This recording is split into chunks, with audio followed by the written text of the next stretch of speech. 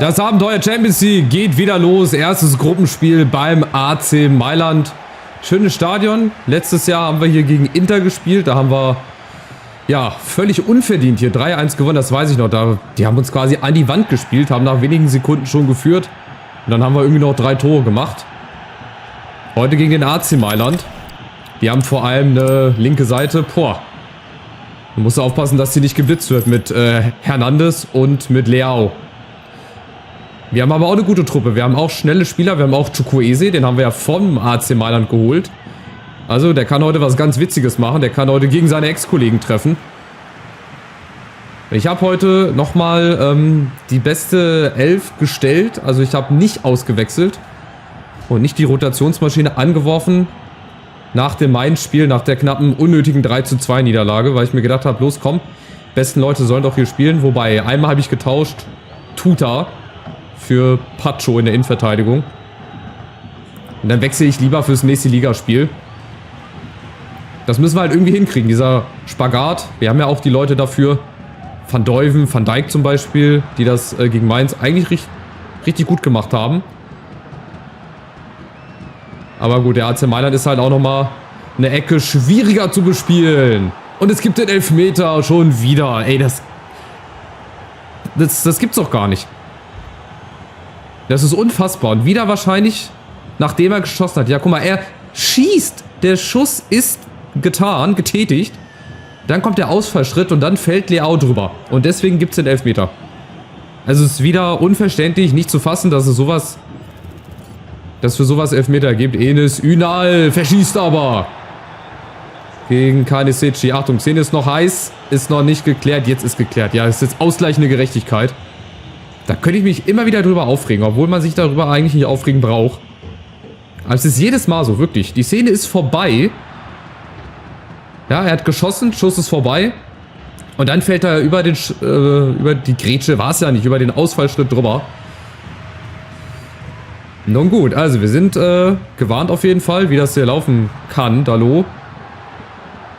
Auf der anderen Seite, Achtung, oh, Enes Ünal und diesmal ist er drin. Den versenkt er jetzt.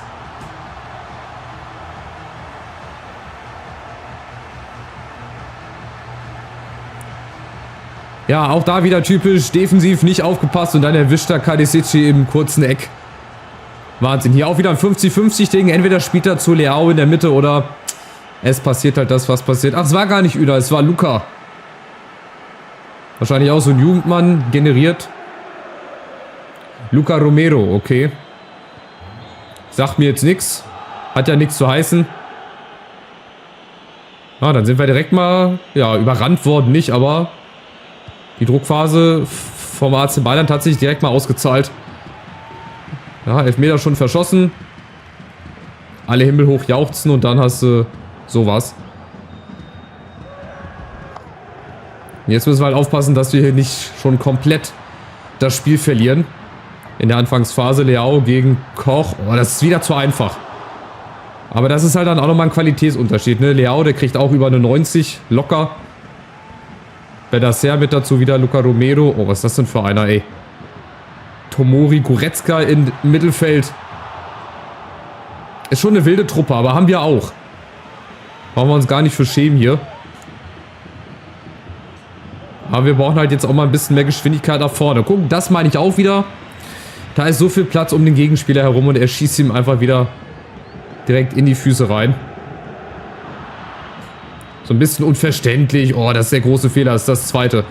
Das gibt das zweite Gegentor mit Ansage. Durch Rafael Leao.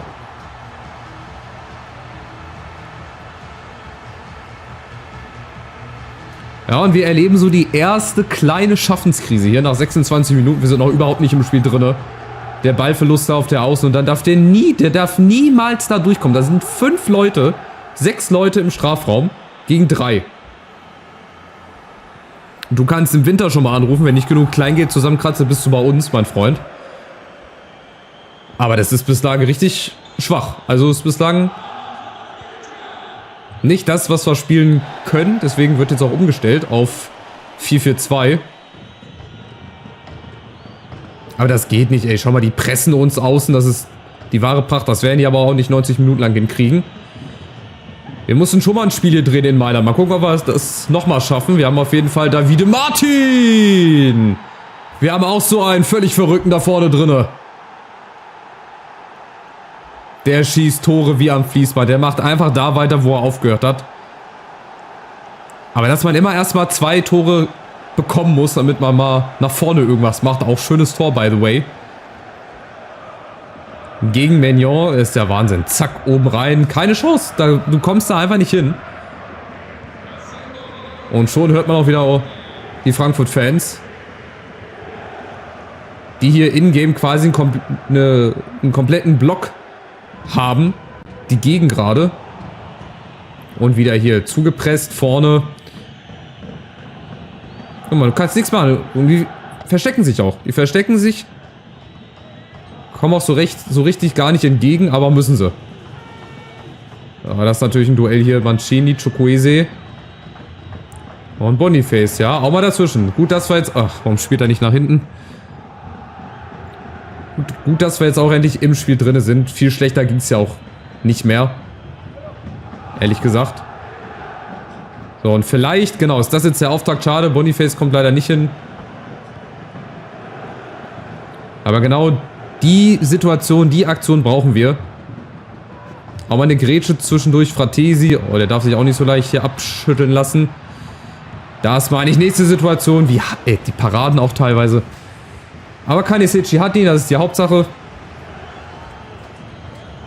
Gott sei Dank nicht Gegentor Nummer 3. Achtung, oh, der könnte jetzt aber wieder drin sein, das geht nicht. Der darf sich da den Ball, oh, warte mal. Kurz den Durchblick hier bewahren, jawohl. Der darf sich den Ball im Fünfer da zurechtlegen. Aber gut, nächste Situation.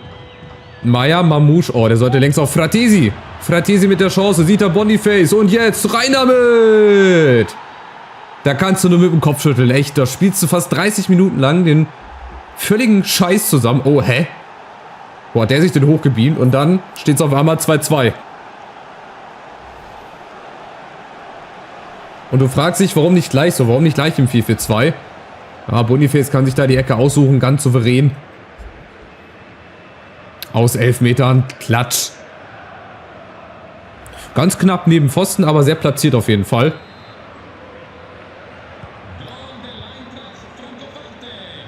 Goal der Eintracht Francoforte. Sehr schön. Italienisch.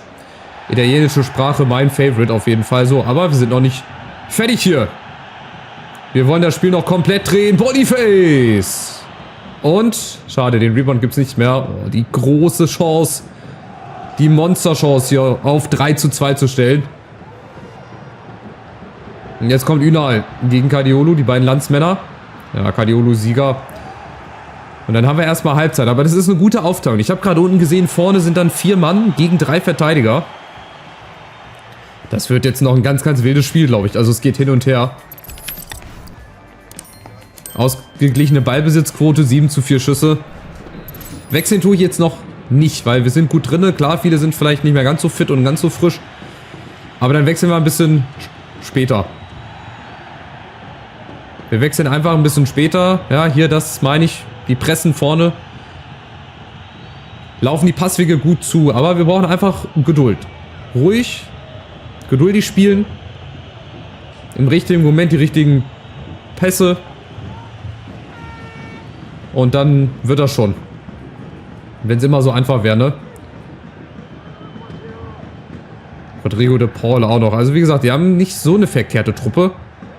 Vor allem halt vorne Rafael Leao. Das ist halt der Gamechanger unter anderem. Dieser Romero, diesen Luca Romero, das ist bestimmt auch so ein generierter Spieler, so wie Davide Martin. Der hat wahrscheinlich auch schon eine 78 oder 79. Der wird auch nochmal richtig gut.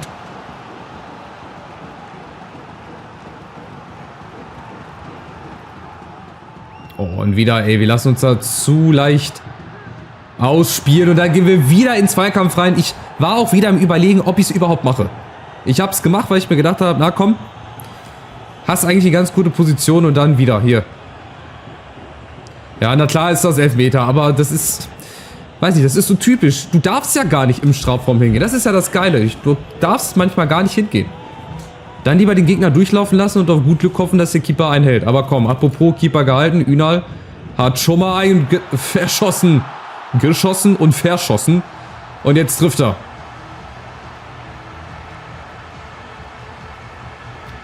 Ja, und Chukwueze hat sich die Rückkehr natürlich auch ganz anders vorgestellt, aber wir haben noch Zeit. Es ist erst 54. Minute. Da ist noch nichts gelaufen, nichts entschieden. Ja, diesmal habe ich mich fürs andere Eck entschieden, weil ich gedacht habe, komm, der schießt da nicht zweimal ins selbe Eck. Von wegen. Und der würde da auch noch ein drittes Mal hinschießen. Vielleicht gibt es auch noch einen dritten Elfer. Vielleicht hat der Schiri heute so viel Lust und pfeift noch einen dritten Elfer. Jetzt kommt aber erstmal Davide Martin. Vielleicht mit einer Vorlage. Boniface. Oh, der war doch in der Mitte. Da ist er. Vorteil wird nicht abgepfiffen.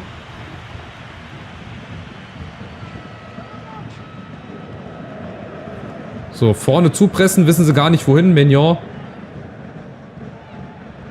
Auf der Außen. Da ist halt so viel Platz. Klar ist das jetzt riskant. In der Mitte vor allem. Wenn wir da die Lücken haben, wenn sie da durchkommen. Aber es ist genauso für die Offensive. Das gilt genauso für die Offensive. Das sieht eigentlich gut aus. Achtung, nächste Chance. Achtung, wieder im Strafraum. Diesmal gehe ich nicht hin. Natürlich. Goretzka, du bist der Beste. Wie er sich da wieder durchgeglitscht hat, ey. Wahnsinn. Und jetzt laden wir sie ein zum Tore schießen. Leao. Leao, Achtung, das ist die nächste Chance. Ünal. Ünal. Und wieder ins kurze Eck. 4-2. Das ist schon diese Vorsicht vor den Zweikämpfen. Ich merke das richtig, wie ich gar nicht in die Zweikämpfe reingehen will. Alleine, weil ich schon 2 Elfer dafür bekommen habe. Und drittens, weil das einfach schlecht verteidigt. Da auch wieder die Situation 50-50. Jetzt habe ich mich dafür entschieden, den Weg in die Mitte zuzumachen und dann, weiß ich nicht, ins kurze Eck. Den kann er auch eigentlich haben. Den kann er auch eigentlich haben. Jetzt steht es 4-2, natürlich verdient. Also ich meine, wenn die uns so an die Wand spielen bislang. 4-3-2-1 kann man nochmal probieren. Das Tannenbaum-System. Machen wir mal. Ja, aber viele, die heute ein bisschen blass bislang geblieben sind. So ein Mamouche zum Beispiel, den haben wir auch nicht so richtig ins Spiel reinbekommen. Ein Samu Chukwueze zum Beispiel, der ist heute auch völlig abgemeldet. Der ist also richtig gut bewacht und die nächste Chance. Und Noah Okafor, ne, der muss jetzt auch nicht noch treffen. Aber er macht's. Jetzt wird's eine Demütigung. Jetzt wird's langsam lächerlich. Das ist jetzt schon das 3. Gegentor, was du verteidigen musst. Das ist Wahnsinn. Wo ist die Verteidigung? Die ist total aufgelöst. Dann ist Tuta wieder nicht da und Kaneseci, ja, der kann einem fast schon so ein bisschen leid tun. Aber das ist halt krass, ne? Gut, lieber kriegst du heute eine richtige Reise. Und vielleicht funktionieren die nächsten Spiele dann wieder ein bisschen besser. Aber das heute, das ist ja schon fast ein Offenbarungseid. Und wir stehen total offen, ey. Egal wie wir spielen, wir stehen total offen. Wir kommen nicht in die Zweikämpfe rein. Wir kriegen wirklich alles gegen uns gepfiffen. Aber wir spielen halt auch einfach nicht gut. Das gehört halt auch zur gesamten Wahrheit. Achtung, wieder nächste Chance, nächstes Tor.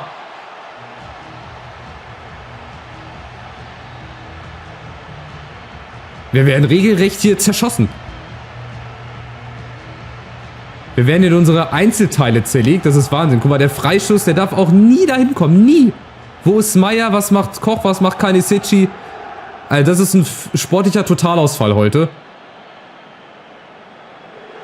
Guck mal, Kaneseci boxt irgendwo ins Leere rein. Also 6-2, ey. Hör mir auf. Habe ich irgendwie eine neue Stufe hier eingestellt? Gibt es irgendwie eine neue Stufe?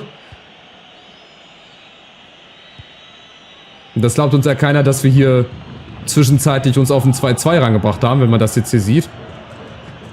Aber ihr seht das, wir können nichts machen.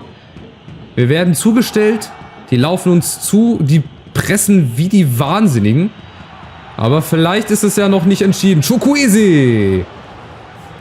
Wobei 4 Tore in 13 Minuten. Wie sagt man da so schön? Ich habe schon Pferde vor der Apotheke kotzen sehen, aber das wird, glaube ich, heute nicht passieren. Und dazu spielen die einfach zu sicher. Das muss man dann halt auch einfach mal so zugeben. Und wir müssen uns hier schleunigst mal was einfallen lassen. Die Zweikämpfe irgendwie natürlich ein bisschen besser führen. Hinten irgendwie vielleicht früher reingehen. Vielleicht vorher schon so ein bisschen versuchen zu antizipieren. Aber es nützt ja nichts. Du kriegst ja alles gegen dich gepfiffen. Du kriegst wirklich vieles gegen dich gepfiffen. Fratesi. Von daher ist es auch egal, ob du in den Zweikampf reingehst oder nicht. Du kannst im Prinzip nur stehen bleiben, stellen und hoffen. Mehr kannst du auch nicht machen. Robin Koch, nächste Chance. Aber das ist natürlich schon mal heute eine Ansage im negativen Sinne. Aber gut, so Spiele muss es halt auch mal geben. Wie gesagt, dann bekommst du lieber mal eine richtige Reise. Ja, so 6-2 oder 7-2, keine Ahnung. Und lernst dann vielleicht für die gesamte Saison daraus. Anstatt du immer wieder nur knapp verlierst und es dann sich ja eh nichts verändert.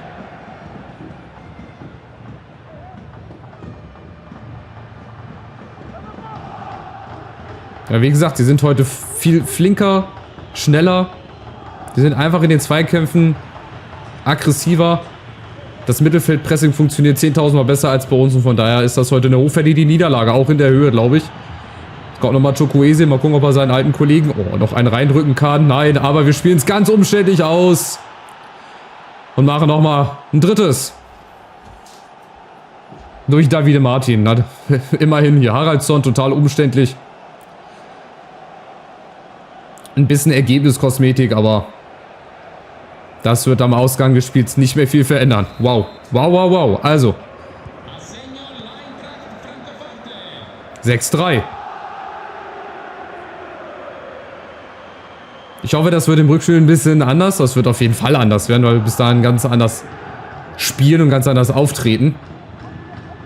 Aber das heute, das war wirklich eine Demütigung. Ich glaube, das ist die höchste Niederlage, die ich je bekommen habe. In den beiden Saisons mit Eintracht Frankfurt. Könnt ihr ja gerne mal nachschauen. Also das war heute wirklich eine Lehrstunde. Und auch hier, Spiel ist dann noch nicht vorbei. Ihr seht, Zweikampf, aber der Schiri pfeift nicht. Oha. Also hätten wir doch in die Zweikämpfe reingehen können. Unterm Strich desolat. Die 3 Tore machen es jetzt auch nicht besser. Die zweite Halbzeit wirklich unterirdisch. Und das muss auf jeden Fall besser werden. So können wir uns nicht mehr in den nächsten Spielen präsentieren. Also das habe ich heute auch wirklich selten erlebt. Also dass ich so abgeschossen wurde, 6-3.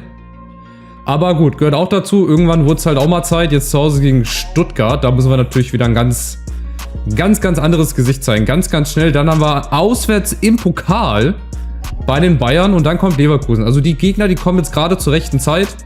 Da können wir dann mal eine Reaktion zeigen. Aber das ist schon so früh der DFB-Pokal, echt? Habe ich darauf gar nicht geguckt. Das kommt jetzt wirklich überraschend für mich. Ah ja, guck mal, tatsächlich. Wir spielen bei Bayern. Also gibt es uns doch direkt alle hintereinander. Stuttgart, Bayern und dann haben wir Leverkusen. Aber so wollen wir es doch haben, oder? Sehr spannend. Da werde ich auf jeden Fall, klar, tauschen müssen. Boniface, Martin, Mamouche, Ugarte. Da werde ich wahrscheinlich einmal komplett rundum die Mannschaft erneuern. Vielleicht was an der Taktik verändern. Je nachdem vielleicht wieder zurück zum 4-2-3-1, weil dieses 4-4-1-1, das weiß ich nicht, ob das so eine gute Formation ist. Ich werde mal gucken. Wir sehen uns im nächsten Spiel wieder. Macht's gut, bis dahin und ciao.